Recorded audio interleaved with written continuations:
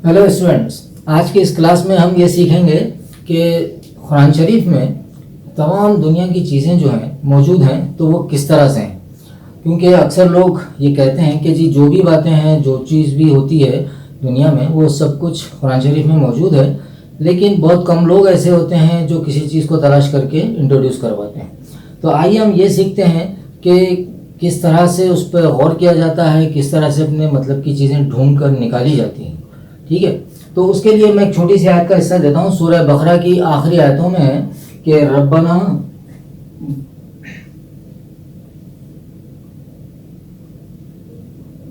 वला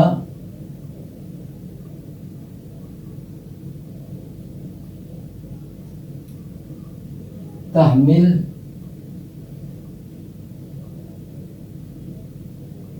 अलैना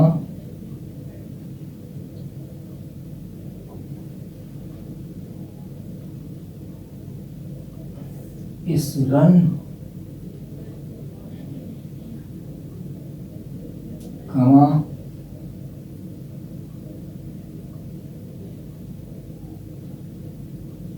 हमलतहु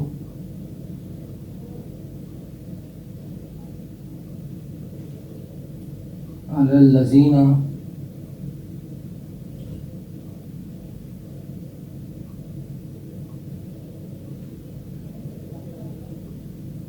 मिन क़ब्लिना।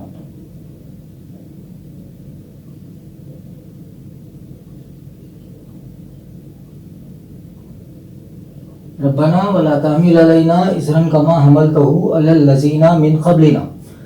ये सूरह बकरा की आखिरी आयतों में है। इसका मतलब ये है कि ऐ अल्लाह, तो हम पर इतना बोझ न डालियो जितना कि हमसे पहलों पर डाला था। ठीक है, तो यह है ऐ अल्लाह,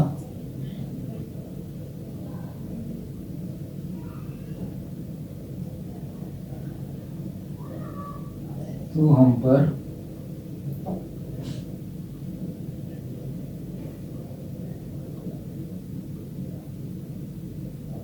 इतना बोझ ना डाल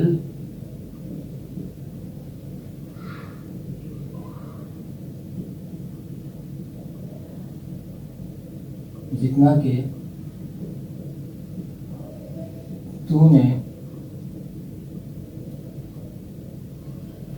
हमसे पहले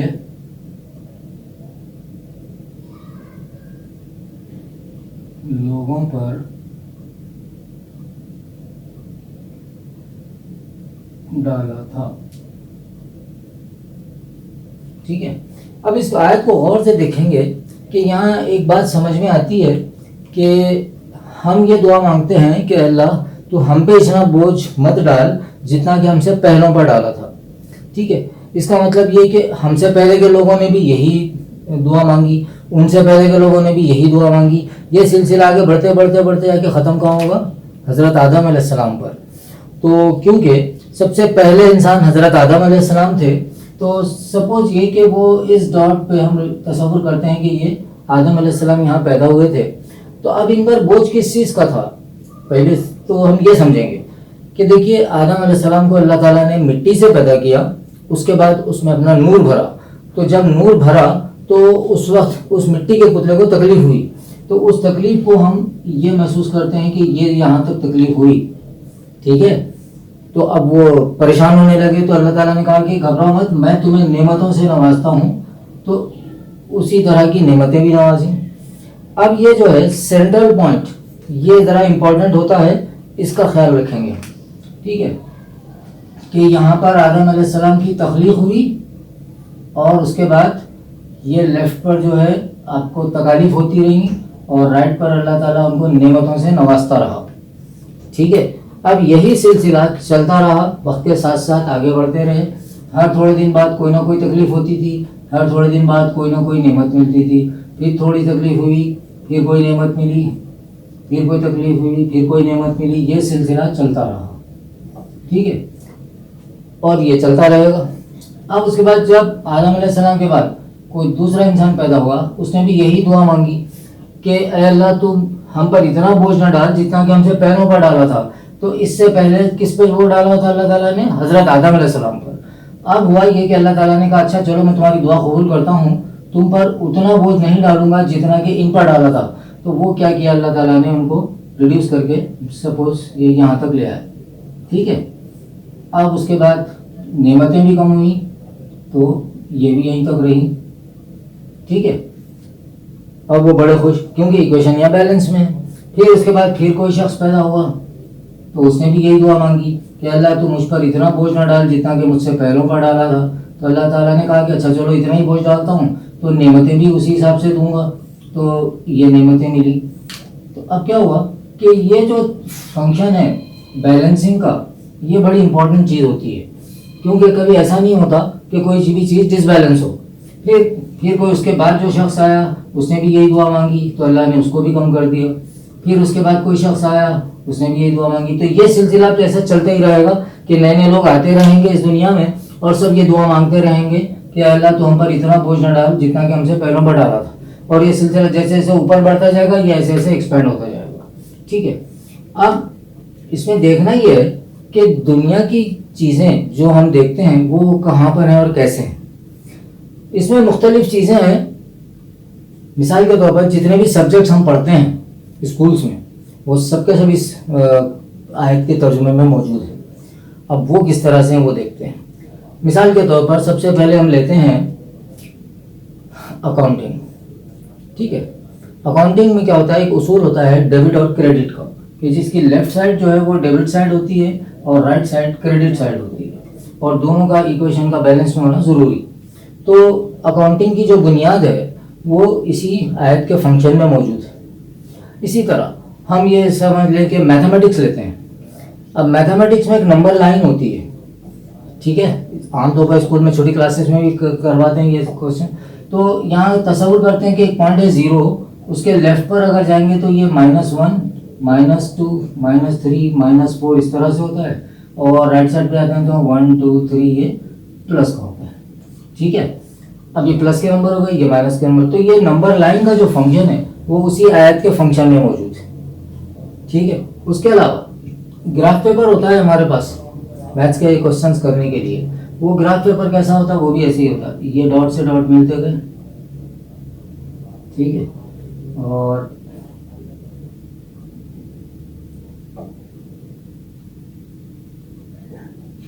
ठीक है ना, ऐसे ही होता है ना ग्राफ पेपर। तो ये पता ही चला कि ग्राफ पेपर की जो बनावट है वो भी इसी आयत के फंक्शन में है। अब इसके अलावा मैथमेटिक्स में जो शेप्स होते हैं वो शेप्स भी तमाम इसी आयत के फंक्शन में आते हैं। कैसे कि आप किसी भी एक पॉइंट को सर्कल के लिए वो बना लें अपना डेस्टिनेशन कि यहाँ से मैंने कुछ सर्कल बनाना है, तो आप क्या करते हैं, यहाँ से यहाँ तक एक रेडियस लेते हैं और उसके बाद यहाँ से परकार घुमाते हैं या अपना कंपास घुमाते हैं, तो वो प्रोटेक्टर घुमाने के बाद क्या होता है, एक सर्कल बन जाता है। तो अब यहाँ से यहाँ तक का हिस्सा तो हो गया ये रेडियस, और यहाँ से यहाँ तक पूरा ले लेंगे तो ये हो जाएगा डायमीटर, ठीक है। तो ये डायमीटर, रेडियस और ये सरकमफ्रेंस ये सब क्या हो गए, इसी आयत के फंक्शन में हो गए। उसके अलावा अगर हम एक स्क्वायर को लेते हैं यहाँ से ये, तो ये स्क्वायर क्या हुआ, ये ज्योमेट्रिकल शेप हुआ। अगर मैं ये दोनों स्क्वायर ले लेता हूँ इस तरह से तो ये हो गया रेक्टेंगल। इसी तरह अगर मैं यहाँ से कट कर देता हूँ तो यहाँ पर क्या मिला मुझे, ट्रायंगल। इधर भी क्या मिला, ट्रायंगल। इस तरह हुआ ये कि मुख्तलिफ शेप्स आपको इसी आयत के फंक्शन में यहाँ पर हासिल होंगे, ठीक है। अब उसके अलावा आते हैं फिजिक्स की तरफ। तो फिजिक्स में आपने देखा कि मुख्तलिफ चीज़ों की स्टडीज़ होती हैं, और मिसाल के तौर पर हम एक डॉट को ले लेते हैं ये, और इसका नाम रखते हैं फल्क्रम, और उसके बाद एक यहाँ पर हम कोई भी चीज़ ले लेते हैं। तो अब आप देखें कि एक तरफ आपकी यहाँ पर फोर्स होती है और एक तरफ यहाँ पर एफर्ट होती है, ठीक है, जब भी जाके बैलेंस में रहता है। तो ये जो लीवर का फार्मूला है तो ये भी इसी आयत के फंक्शन में मौजूद है ना। तो फिजिक्स भी इस तरह से हुई। और उसके अलावा फिजिक्स में देखिए कि मिरर इमेज सिखाते हैं कि कितने डिस्टेंस पे चीज़ होती है तो कितने डिस्टेंस पे नज़र आती है। तो उसके लिए हम क्या करेंगे, यहाँ से एक लाइन ड्रॉ करते हैं और इधर के हिस्से को मिरर तस्वीर कर लेंगे, इधर के हिस्से को तस्वीर करेंगे कि हम खड़े हुए। देखिए अगर हम यहाँ खड़े हुए होंगे तो हमारा एक्स यहाँ नज़र आएगा, थोड़ा दूर खड़े रहेंगे तो अक्स थोड़ा दूर नजर आएगा, और दूर खड़े रहेंगे तो अक्स दूर नजर आएगा। तो ये क्या हुआ, ये मिरर इमेज ये भी इसी आयत के फंक्शन में। इजी। तो इसका मतलब ये हुआ कि मुख्तलिफ सब्जेक्ट्स इस आयत के फंक्शन में मौजूद हैं। अब ये हमारी मर्जी है कि हम इनको किस तरह से सीखते हैं और किस तरह से गौर करते हैं। चलिए, इसके अलावा एक चीज़ और कि ये जो दुनिया है ये सतह ज़मीन तस्वुर कर लें आप, ठीक है, ये सतह ज़मीन है।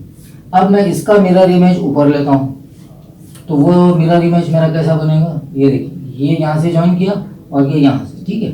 अब इसको मैं अपोजिट करता हूँ तो ये इधर जाएगा और ये इधर जाएगा, ऐसे ही है ना, ये बीच में हम लोग चल रहे हैं और उधर मिरर इमेज इसका बन गया। तो अब देखिए कि जब हम यहाँ चल रहे हैं तो समंदर जो है वो आमतौर पर इसी डिज़ाइन में होता है। कैसे कि शुरू में जब हम समंदर में उतरते हैं तो यहाँ पानी कम होता है, लेकिन जैसे जैसे आगे बढ़ते जाएंगे गहराई बढ़ती चली जाती है, चाहे इस किनारे से आए चाहे उस किनारे से आए। तो ये जो समंदर की बनावट है वो भी इसी के फंक्शन में है। तो ये क्या हुई, ज्योग्राफी। उसी तरह अगर हम इधर चलते हैं तो ये क्या है, माउंटेन है। अब माउंटेन में भी देखिए पहले ये हिस्सा बहुत बड़ा होता है और जैसे जैसे ऊपर जाते जाते चोटी का हिस्सा कम होने लगता है। तो अब यहाँ से आगे बढ़ना, ये चोटी की जानिब, यहाँ आगे थक गए, रुक गए, फिर आगे बढ़ गए, इस तरह से, चाहे ये वाली साइड से चढ़ो चाहे ये वाली साइड से चढ़ो। तो ये पहाड़ का भी जो डिज़ाइन है वो भी किस आयत के फंक्शन में, इसी आयत के फंक्शन में। तो इस तरह दुनिया की बेशुमार चीज़ें इसमें मौजूद हैं।